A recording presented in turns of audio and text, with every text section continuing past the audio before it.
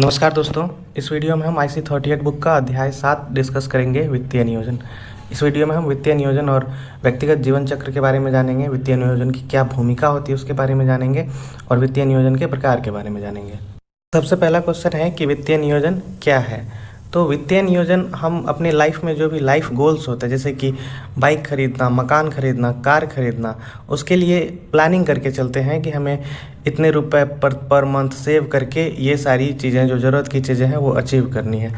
इसके आगे हम इसका परिभाषा डिस्कस करेंगे। आइए देखते हैं। परिभाषा है कि वित्तीय नियोजन किसी व्यक्ति के जीवन के लक्ष्यों को जानने की एक प्रक्रिया है। इन चिन्हित लक्ष्यों को वित्तीय लक्ष्यों के में परिवर्तित करने के लिए और किसी के वित्त को इस प्रकार व्यवस्थित किया जा सके कि उसके उद्देश्यों को प्राप्त करने में मदद मिल सके। वित्तीय नियोजन एक दूसरा परिभाषा, वित्तीय नियोजन एक प्रक्रिया है जिसके माध्यम से कोई व्यक्ति जीवन की अपेक्षित अप्रत्याशित आवश्यकताओं को पूरा करने के लिए एक रूपरेखा तैयार करता है। इसमें किसी शुद्ध मूल्य का आकलन, भविष्य के लिए वित्तीय आवश्यकताओं का अनुमान लगाना और धन के उचित प्रबंध के माध्यम से उन आवश्यकताओं को पूरा करने के लिए कार्य करना शामिल है। जिस हिसाब से आपकी ज़रूरत है, आप उस हिसाब से कार्य करते हैं। तीसरा परिभाषा है, वित्तीय योजना किसी की इच्छाओं और उद्देश्यों को वास्तविकता में परिवर्तित करने की कार्यवाही है। आप अपने जीवन के किसी भी प्रकार के लक्ष्य को प्राप्त करने के लिए वित्तीय नियोजन करते हैं। तो यहाँ पे हम देखते हैं लक्ष्य कितने प्रकार के होते हैं। लक्ष्य 3 तरह के होते हैं: लघुकालिक लक्ष्य, दीर्घकालिक लक्ष्य और मध्यकालिक लक्ष्य।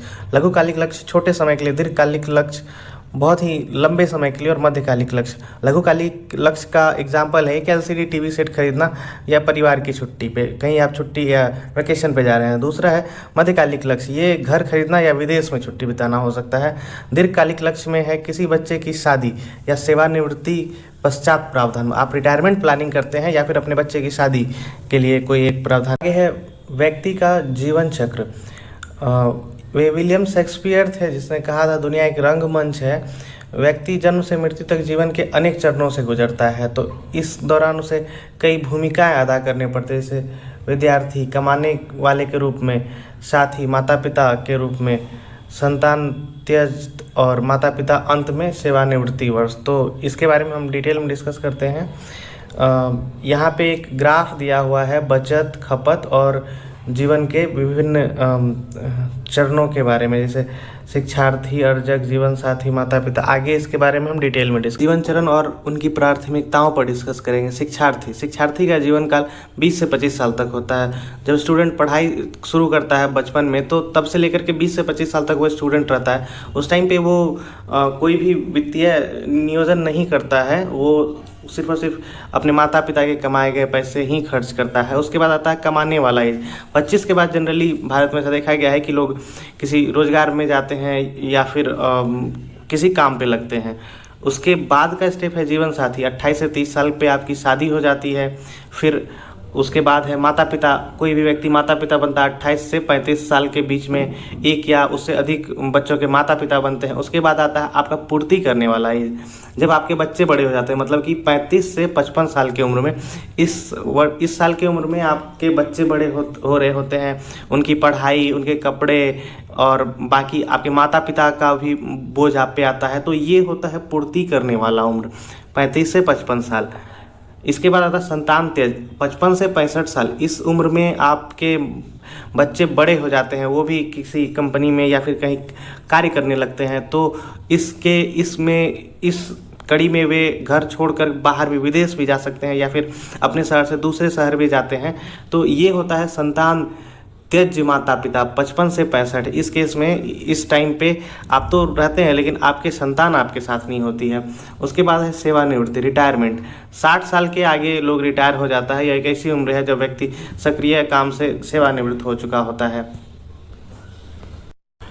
ऊपर जो हमने मानव जीवन के चरण को देखा था, उनको आर्थिक रूप से 3 कैटेगरी में डिवाइड किया जा सकता है। पहला छात्र चरण, कार्य चरण और सेवानिवृत्ति चरण। छात्र चरण में है कि आप अपने कौशल विकास पे ध्यान देते हैं और अपना मानव जीवन मूल्य बढ़ाते हैं, मानव पूंजी मूल्य बढ़ाते हैं। कार्य चरण 18 वर्ष की उम्र के बाद से शुरू हो जाता है, क्योंकि गवर्नमेंट अलाउ करती है आपको 18 वर्ष की उम्र के बाद आप कहीं भी काम करना शुरू कर सकते हैं। और 35 से 40 वर्ष तक हो सकता है, ये आपका कार्यचरण है। इस दौरान आप जो है विभिन्न आवश्यकताओं को पूरा करने के लिए धन संचय भी करते हैं, निवेश भी करते हैं। सेवानिवृत्ति चरण में जो आपने कार्य चरण में धन संचय किया है उसका आप उपभोग करते हैं सेवानिवृत्ति चरण में। इस सेवानिवृत्ति चरण में आपकी आय नहीं होती है।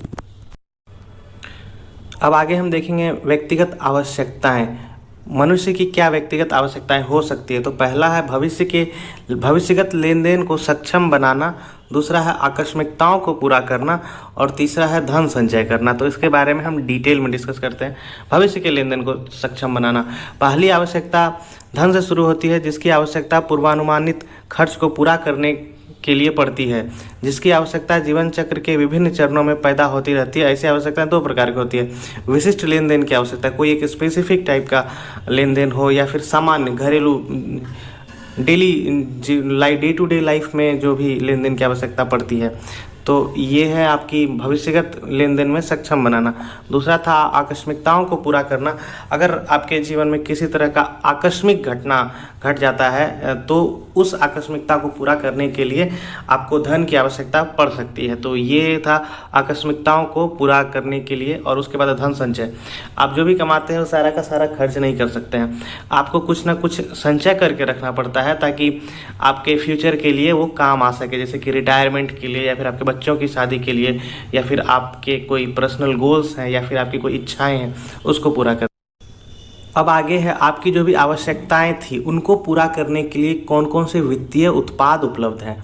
जैसे कि लेन देन संबंधी उत्पाद, बैंक जमा और अन्य बचत साधन जो सही समय पर और मात्रा में किसी को पर्याप्त क्रय शक्ति तरलता रखने में सक्षम बनाता है। क्रय शक्ति तरलता या फिर लिक्विडिटी, मतलब आपके पास कितना कैश है, तो ये आप बैंक के बचत खाता में रख सकते हैं।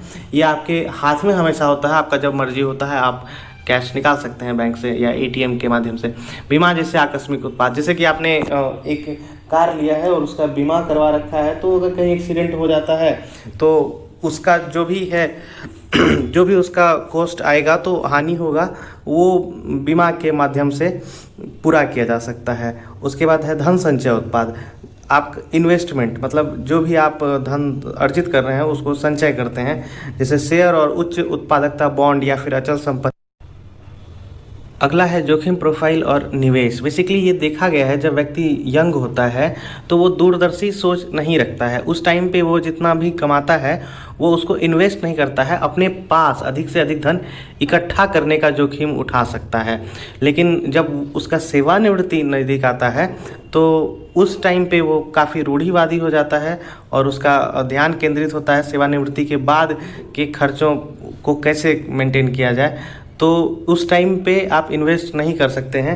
तो यही है प्रोफाइल, जोखिम प्रोफाइल और निवेश। आपको रिटायरमेंट के लिए शुरू से निवेश करना चाहिए ताकि आप जो भी आपके बाद के काम है या फिर आप रिटायरमेंट प्लानिंग ढंग से कर पाएँ। जोखिम प्रोफाइल के साथ तालमेल रखने के लिए व्यक्ति की निवेश शैली भी परिवर्तित हो सकती है। नीचे दिखाया गया है, अगर आपकी जोखिम प्रोफाइल जो है, रिस्क प्रोफाइल आक्रामक है तो आपको निवेश में आपको संचयन करने की ज़रूरत है। प्रगतिशील, आप प्रोग्रेसिव हैं तो आप समेकन कर सकते हैं। उसके बाद अगर आपका जोखिम प्रोफाइल सुरक्षित है तो आप जो है व्यय कर सकते हैं। अब तक में हमने व्यक्ति के जीवन चक्र और उनकी आवश्यकताओं के बारे में जाना है। अब उन आवश्यकताओं को पूरा करने के लिए ज़रूरी है वित्तीय नियोजन, फाइनेंशियल प्लानिंग। तो वित्तीय नियोजन एक ऐसी प्रक्रिया है जिसमें ग्राहक की वर्तमान तथा भविष्य की आवश्यकताएं जो हो सकती है पर सावधानी पूर्वक विचार किया जाता है और मूल्यांकित किया जाता है तथा व्यक्तिगत जोखिम प्रोफाइल तथा आय उपयुक्त वित्तीय उत्पादों को अनुशंसित करने के माध्यम से विभिन्न प्रत्याशित और अप्रत्याशित जरूरतों को पूरा करने के लिए रूपरेखा तैयार किया जाता है। वित्तीय नियोजन के तत्व में शामिल है निवेश, किसी के जोखिम उठाने की इच्छा के आधार पर परिसंपत्ति का आवंटन, जोखिम प्रबंधन, रिस्क फाइनेंसिंग, सेवानिवृत्ति नियोजन, आप रिटायरमेंट का प्लानिंग करते हैं, कर और संपदा नियोजन, टैक्स प्लानिंग और जो भी आपका प्रॉपर्टी है, संपदा मतलब प्रॉपर्टी प्लानिंग। उसके बाद किसी आवश्यकताओं के लिए वित्त प्रबंध, जैसे आप कार खरीदना चाह रहे हैं तो उसके लिए प्लानिंग करते हैं। वित्तीय नियोजन का यहाँ एक ग्राफिकल रिप्रेजेंटेशन दिया हुआ है। वित्तीय नियोजन के तत्व: निवेश, जोखिम, सेवानिवृत्ति, कर, संपदा और किसी की ज़रूरतों का वित्त प्रबंधन। आगे देखते हैं वित्तीय नियोजन की भूमिका। वित्तीय नियोजन एक नई विद्या नहीं है, हमारे पूर्वज में सरल रूप से प्रचलित था, ये बहुत टाइम से है। जैसे हम बैंक में जमा करते हैं, पोस्टल सेविंग योजना में जमा करते हैं और भी बहुत सारी योजनाएं होती हैं जिसमें जमा करते हैं। तो हमारे ग्राहक द्वारा आज अलग अलग प्रकार की चुनौतियों का सामना किया जा रहा है। उसमें से कुछ इस प्रकार हैं, जैसे कुछ चैलेंजेस आते हैं लाइफ में। तो संयुक्त परिवार का विघटन। आज संयुक्त परिवार का स्थान नाभिकीय परिवार ले रहा है, जिसमें माता पिता और बच्चों का समावेश होता है। परिवार के विशिष्ट रूप से प्रमुख और कमाऊ सदस्य को खुद का एवं अपने प्रथम पारिवारिक सदस्यों का दायित्व का वहन करना पड़ता है। जो नाभिकीय परिवार होता है जिसमें माता पिता और बच्चे होते हैं, तो उसका में सारा दायित्व सिर्फ और सिर्फ कमाने वाले मेंबर पर ही पड़ता है। तो इसके लिए बड़े स्तर पर उचित नियोजन की आवश्यकता है। तो संयुक्त परिवार अगर नहीं है तो आपको वित्तीय नियोजन की आवश्यकता है। वित्तीय नियोजन के लिए मार्केट में कई तरह के विकल्प उपलब्ध हैं। इसमें ज़रूरी है कि जो सही विकल्प है, सही चीज़ के लिए जो सही विकल्प है उसका चुनाव किया जा सके। बदलती जीवन शैली के कारण लोगों को वित्तीय नियोजन करने की आवश्यकता है, क्योंकि जैसे कि आप लोग ने देखा होगा मार्केट में कोई अगर नया फ़ोन, अच्छा फ्लैगशिप फ़ोन आता है तो बहुत सारे लोग उसे तुरंत लेने का इच्छा रखते हैं, या फिर कोई नई कार का मॉडल आता है या फिर कोई नया बाइक का मॉडल आता है तो लोग उसे प्राप्त करने का इच्छा रखते हैं। तो उसके लिए वो बड़े से बड़े उधार लेते हैं, ऋण का भुगतान करते हैं, इससे बचत में कमी होती है। तो इसके लिए वित्तीय नियोजन की जागरूकता जरूरी है। आत्मानुशासन लाने के साथ व्यय का जो है, जो खर्च करने का योजना बनाने का भी ज़रूरत है। उसके बाद वित्तीय नियोजन मुद्रास्फीति के लिए भी ज़रूरी है, क्योंकि हम नहीं जानते हैं कि टैक्स रेट कब क्या रहेगा, कब हाई रहेगा, कब गिरेगा। तो इसके लिए भी हमें वित्तीय नियोजन की ज़रूरत है। वित्तीय नियोजन अन्य आकस्मिकताएं एवं व्यय की आवश्यकताओं को पूरा करने के लिए भी ज़रूरत है। जैसे कि मान लीजिए आपके परिवार के कोई सदस्य हॉस्पिटलाइज्ड हो जाते हैं, तो ये एक तरह का आकस्मिकता है, और इस तरह का जो व्यय है उसको पूरा करने के लिए भी आपको प्लानिंग करके चलना पड़ेगा। अब आगे है वित्तीय नियोजन शुरू करने का सबसे सही समय कब है। क्या यह सिर्फ अमीरों के लिए काम का है? दरअसल में आदर्श रूप से नियोजन आपको पहले वेतन मिलते ही शुरू कर देने चाहिए। जब आपका फर्स्ट सैलरी आता है आपको तभी से फाइनेंशियल प्लानिंग शुरू कर देना चाहिए। जब आपकी कमाई शुरू हो जाती है तब से, इसका कोई सही समय नहीं होता। बहरहाल एक महत्वपूर्ण सिद्धांत है जो हमारा मार्गदर्शन करेगा। हमारे निवेश की अवधि जितनी लंबी होगी हमारे निवेश उतने ही बढ़ेंगे। आप जितने दिन ज़्यादा दिन के लिए निवेश करेंगे आपका निवेश उतना ही अच्छा रिटर्न देगा। इसके लिए जितनी जल्दी शुरू की जाए उतना ही अच्छा है। अब आगे हम देखेंगे वित्तीय नियोजन के प्रकार। वित्तीय नियोजन विभिन्न प्रकार के हो सकते हैं। वित्तीय योजना सलाहकार सेवा। वित्तीय नियोजन जो सलाहकार सेवा होते हैं वो आपको किस तरह के वित्तीय नियोजन के लिए सलाह दे सकते हैं। पहला है नकदी नियोजन, दूसरा है निवेश इन्वेस्टमेंट नियोजन, तीसरा है बीमा नियोजन, बीमा आप करवा सकते हैं, सेवानिवृत्ति रिटायरमेंट नियोजन, संपदा नियोजन, फाइनेंशियल प्लानिंग और टैक्स नियोजन। इसके बारे में हमने पहले भी डिस्कस किया था, अब डिटेल में पढ़ेंगे। नकदी नियोजन या फिर नकदी प्रवाह या कैश फ्लो या फिर लिक्विड, आप अपने पास कितना लिक्विड रखते हैं। इसका उद्देश्य होता है क्या कि आप जो भी व्यय करते हैं उसके लिए आपके पास कैश फ्लो कितना है आपके पास। तो सर्वप्रथम है कि किसी व्यक्ति को चाहिए कि वह अपनी आय एवं व्यय के प्रवाह को प्रबंध करते हुए अप्रत्याशित या आपातकालीन जरूरतों को पूरा करने हेतु तरल संपत्तियों की आरक्षित निधि बनाए। दूसरा, पूंजी निवेश के लिए उसे चाहिए कि व्यवस्थित ढंग से नकदी अधिशेष सृजित करे। अगला है बीमा नियोजन। बीमा नियोजन के बारे में आप जानते हैं, किसी की असामयिक मृत्यु हो जाने के केस में आप जीवन बीमा ले सकते हैं, और अस्पताल का खर्च अगर बचाने के लिए, अगर कोई हॉस्पिटलाइज्ड हो जाता है या फिर कोई किसी गंभीर बीमारी से ग्रस्त हो जाता है तो उससे उबरने के लिए आप स्वास्थ्य बीमा ले सकते हैं। और अंततः किसी संपत्ति का बीमा, अगर आप कार ओन करते हैं या फिर घर ओन करते हैं तो उसमें किसी प्रकार का हादसा हो जाए तो उससे बचने के लिए आप उस संपत्ति का बीमा, जनरल इंश्योरेंस ले सकते हैं। अगला है निवेश नियोजन, मतलब कि इन्वेस्टमेंट आप बहुत सारी जगह कर सकते हैं। जैसे कितने व्यक्ति शेयर मार्केट में इन्वेस्ट करते हैं, इक्विटी फंड्स में इन्वेस्ट किया जा सकता है, गवर्नमेंट बॉन्ड में इन्वेस्ट किया जा सकता है। आजकल बीमा कंपनी के द्वारा जारी किए जाने वाले यूलिप प्लान में भी लोग इन्वेस्ट कर सकते हैं, या फिर SIP सिस्टमेटिक इन्वेस्टमेंट प्लान, उसमें भी इन्वेस्ट। निवेश के मानदंड, तो निवेश के मानदंड इन सारे बातों पर निर्भर करता है। जोखिम, समय पर अवेलेबिलिटी, तरलता, लिक्विड होना कितना है उसमें, विपणनशीलता, मार्केटिंग एबिलिटी उसकी क्या है, उसके बाद डाइवर्सिफिकेशन उस पर कितना है, वो कितने जगह पे डिस्ट्रीब्यूटेड है, या फिर उस पर टैक्स पे क्या रिबेट मिल रहा है। आगे है जोखिम सहिष्णुता, जो कि निवेश के मानदंड है, उसका डिस्कशन करते हैं। निवेश करने में कोई कितना जोखिम उठा सकता है, इसका ये हुआ जोखिम सहिष्णुता। फिर समय सीमा, जो निवेश किया जा रहा है वो कितने दिन के लिए है, किसी हमने जो लक्ष्य डिसाइड किया है ये उस टाइम के लिए है या फिर कितने ज़्यादा दिनों के लिए है। उसके बाद तरलता, वे व्यक्ति जिनके निवेश करने की क्षमता सीमित हो जाए, जिनकी आय निश्चित हो, तो वो निवेश ऐसे जगह में करें कि अगर निवेश में जो भी हमने पैसा डाला है उसको अगर हम वापस लेते हैं तो उसमें मूल्य की हानि नहीं होनी चाहिए, नकदी में बदलना हो तो हानि नहीं होनी चाहिए। फिर है विपणनशीलता, जो संपत्ति आसानी से खरीदी या बेची जा सके, जिसका मार्केट वैल्यू जो है वो डिक्रीज नहीं हो। फिर विशाखन या विस्तारण या डाइवर्सिफिकेशन, जोखिम कम करने के लिए आप अलग अलग फंड में निवेश करते हैं। जैसे कि इसका एक एग्जांपल है म्यूचुअल फंड में अगर कोई पैसा निवेश करता है तो वो किसी एक फंड में नहीं जाता है, वो बहुत सारे डिफरेंट फंड्स में इन्वेस्ट होता है। उसके बाद है कर पर ध्यान, कई निवेश निश्चित आयकर लाभ देते हैं, आपको आयकर पर छूट देते हैं, तो इसका भी आपको ध्यान रखना पड़ेगा। अब अगला है उचित निवेश साधनों का चयन। आप जहाँ पे भी इन्वेस्ट कर रहे हैं वो प्रॉपर जगह होना चाहिए, जहाँ पे आप इन्वेस्ट करने जा रहे हैं वो रिलायबल होना चाहिए।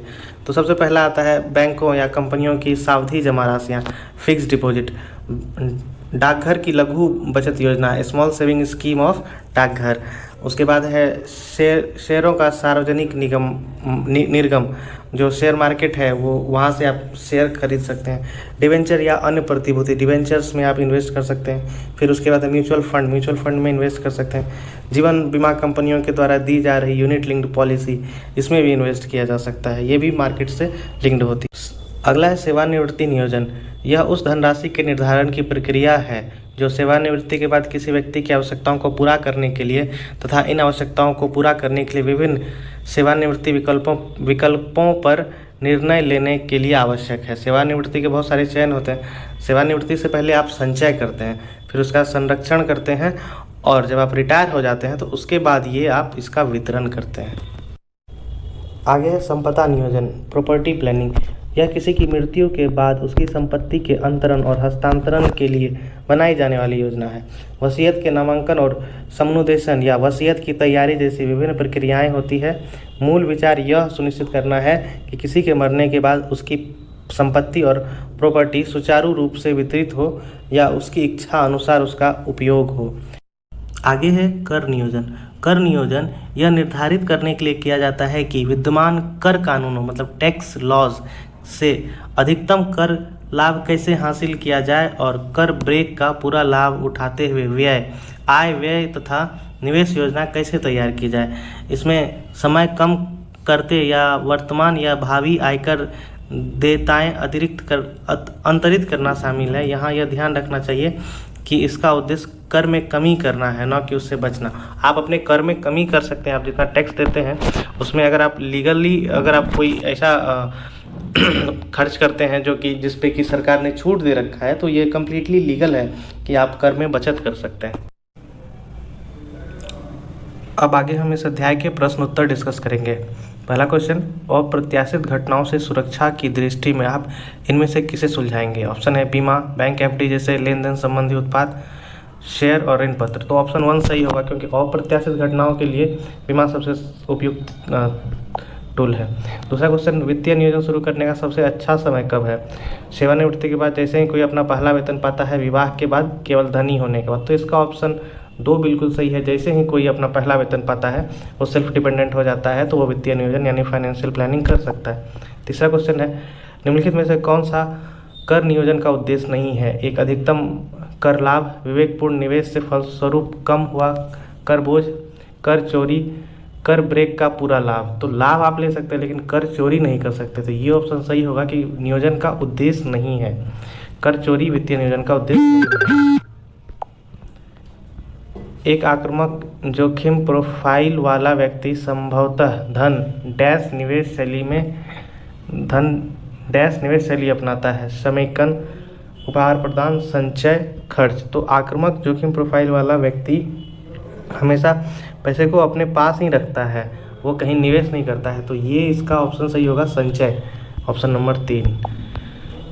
अगला क्वेश्चन है, निम्न में से कौन सा धन संचयन उत्पाद है। धन संचयन उत्पाद बैंक ऋण, शेयर, मियादी बीमा पॉलिसी, बैंक बचत खाता। तो धन संचयन के लिए आप बैंक बचत खाता का उपयोग करते हैं, ऑप्शन 4 सही होगा, क्योंकि जो भी आप धन संचय करते हैं इसका मतलब ये होता है कि वो आप उसको कभी भी यूज़ कर सकते हैं। तो बैंक बचत खाते में रखे हुए रुपए आप कभी भी यूज़ कर सकते हैं।